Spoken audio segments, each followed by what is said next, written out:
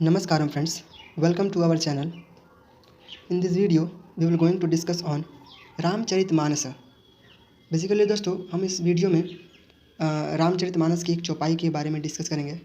मैं ये मान के चलता हूँ कि सबको ये पता होगा कि रामचरितमानस किसके द्वारा लिखी गई है और ये हिंदुइज़्म में एक बहुत इंपॉर्टेंट बुक है। रामचरितमानस दोस्तों मैं बता दूँ जिनको नहीं पता है, रामचरितमानस तुलसीदास जी के द्वारा लिखी गई है। दोस्तों इसमें एक चौपाई है, ढोल गवार शूद्र पसिनारी सकल तारणा के अधिकारी। इस चौपाई को लेकर के दोस्तों बहुत ही मिसकंसेप्शंस बनी हुई है, कॉन्फ्लिक्ट होती रहती है, बार बार डिबेट का कारण बनता है। दोस्तों मैं भी अपने विचारों को इस पर रखना चाहता हूँ। दोस्तों मैं आपसे बताने से पहले एक बात बोलना चाहता हूँ कि जिस चीज़ पे हमारी अथॉरिटी ना हो हमें उस पर नहीं बोलना चाहिए।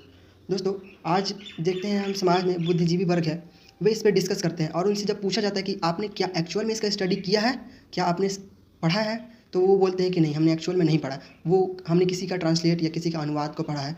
दोस्तों जब किसी चीज़ में हमारी अथॉरिटी ना हो तो हमें नहीं बोलना चाहिए। जो भी इसके विरोध में बोलते हैं उनमें से मोस्ट ऑफ लोगों को देखा जाता है कि ना तो उन्हें संस्कृत आता है और ना ही मगधी आती है, ना ही पाली आती है और ना ही अवधी आती है। रामचरितमानस बेसिकली दोस्तों अवधी भाषा में लिखी गई है। तो जिस चीज़ पे मैं बार बार इस चीज़ को जोर देकर बोलना चाहता हूँ, जिस चीज़ पे हमारी अथॉरिटी ना हो हमें उस चीज़ पे नहीं बोलना चाहिए।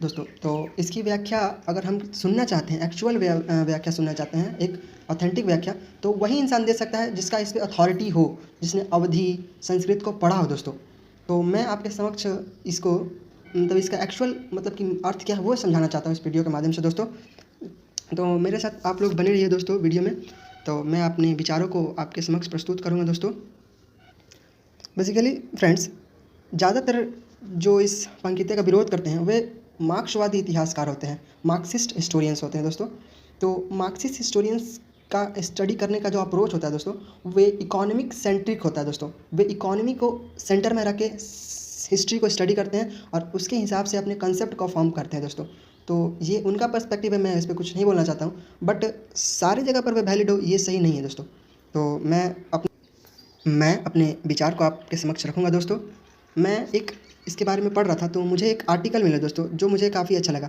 तो मैं चाहता हूँ उस आर्टिकल को आपके साथ शेयर करें तो आप भी सुने और मैं इस आर्टिकल का आपको व्याख्या करके भी मतलब भी समझाऊंगा। दोस्तों तुलसी का कर्मवाद, ठीक है दोस्तों।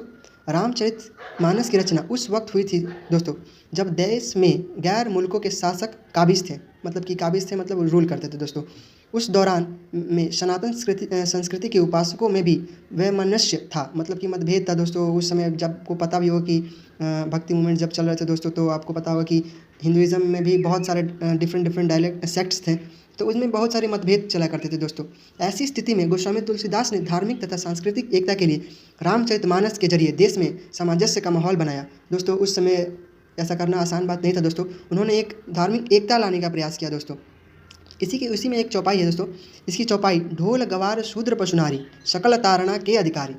दोस्तों इसको डील करने से पहले मैं आपको तारणा का अर्थ बताता हूँ। तारणा का अर्थ होता है दोस्तों डराना, डांटना, ठीक है दोस्तों। तो यहाँ पर समझने की कोशिश करते हैं। मूल तारणा के अधिकारी के मूल भाव को जो समझेगा उसका जीवन आह्लादित हो जाएगा।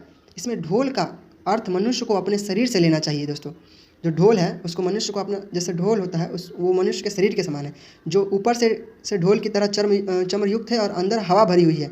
जैसे कि दोस्तों आपने देखा होगा ढोलक को कभी, तो ढोलक के ऊपर चमरयुक्त होता है और साइड से लकड़ी बनी होती है और इसके भीतर हवा भरी होती है। दोस्तों उसी प्रकार हमारा शरीर भी है। दोस्तों हमारा शरीर बाहर से एक चर्मयुक्त शरीर है जिसके अंदर क्या भरी हुई है दोस्तों, जिसके अंदर काम, क्रोध, मोह, लोभ, ईर्ष्या, आलस्य भरी हुई है। दोस्तों तो इस आलस्य को छोड़कर कठिन परिश्रम करना ही मनुष्य का उद्देश्य है। दोस्तों आलस्य मनुष्य का सबसे बड़ा शत्रु है जो प्रगति में बाधक होता है।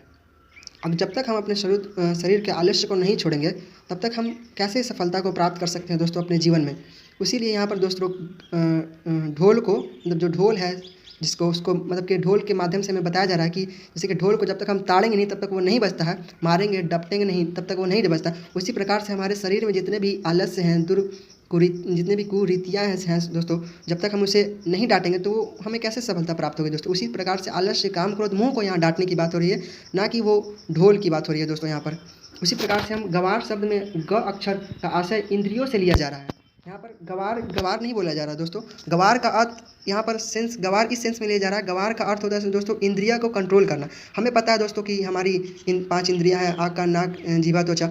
ये हमें हमेशा नेगेटिव की ओर ही बढ़ाने की कोशिश करती है दोस्तों।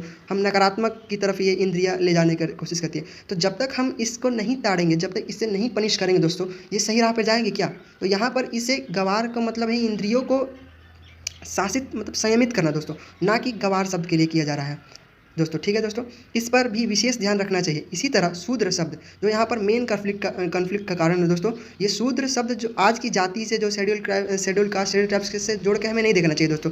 ये शूद्र का अर्थ यहाँ पर दूसरा चीज़ है दोस्तों, जैसे कि हम समझते हैं। इस तरह शूद्र शब्द पर गौर करना चाहिए। शूद्र सूक्ष्म धातु से बना है, जिसका अर्थ शोक करना होता है, और द्र का अर्थ होता है नष्ट करना, अर्थात दैहिक और भौतिक शूलों को दूर करने के साथ शोक रहित जीवन जीने का प्रयास करना चाहिए। अगर दोस्तों हम शोक करते हुए रहेंगे तो कैसे अपने जीवन में आगे बढ़ सकते हैं? तो यहाँ पर शोक को ताड़ने की बात की जा रही है दोस्तों, ना कि शूद्र जाति के प्रति कुछ कहा जा रहा है दोस्तों।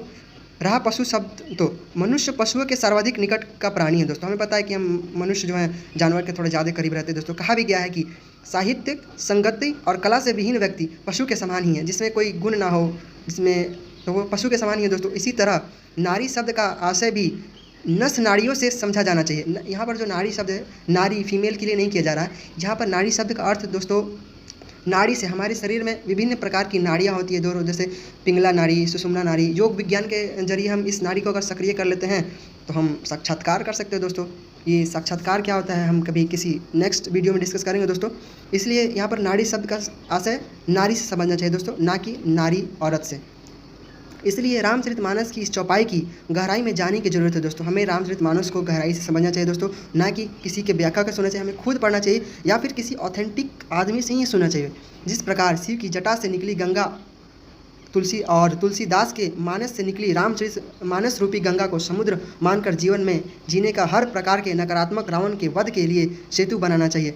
जिस प्रकार से दोस्तों भगवान शिव की जटा से गंगा निकली है और वो हमारे पापों को नष्ट करती है, उसी प्रकार से दोस्तों तुलसीदास के मुख से निकली रामचरितमानस रूपी गंगा भी हमारे पापों को नष्ट कर सकती है दोस्तों, और हमें मदद करती है कि हम नकारात्मक को हराएं और सकारात्मक की ओर बढ़ें। अपने अंदर के नेगेटिविटी को हटाकर पॉजिटिविटी को आगे बढ़ें और निरंतर आगे बढ़ते रहें दोस्तों। जय श्री राम, जय भारत।